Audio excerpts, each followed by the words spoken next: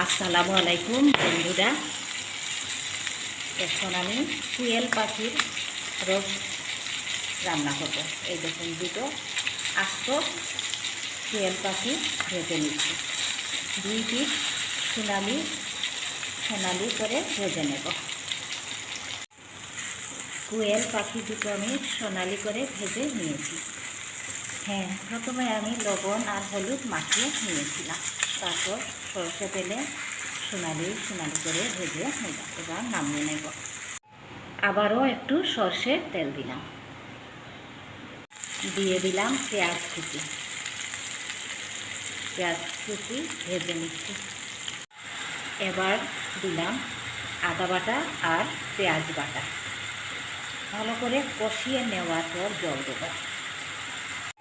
এতে দিয়ে দিলাম চায়ের চামচে 2 চামচ ধনিয়ার গুঁড়ো, 1.5 চামচ লাল লঙ্কা গুঁড়ো আর 1/2 চামচ হলুদের গুঁড়ো।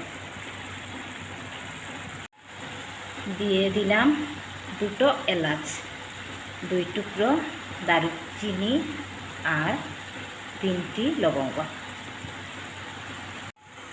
সব মশলার মধ্যে ভাজা কুয়েল পাখি দুটো দিয়ে দিলাম। এবার নেড়ে চেড়ে দেব। আবারও জল দিলাম। সব শেষে স্বাদ মতো লবণও দিয়ে দিলাম। এবার ঢেকে দেব। কোয়েল পাখির রোস্ট তৈরি হয়ে গেছে।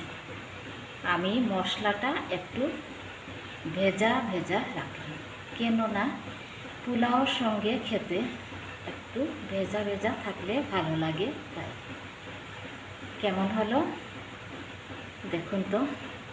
যদি ভালো লাগে লাইক কমেন্ট করবেন।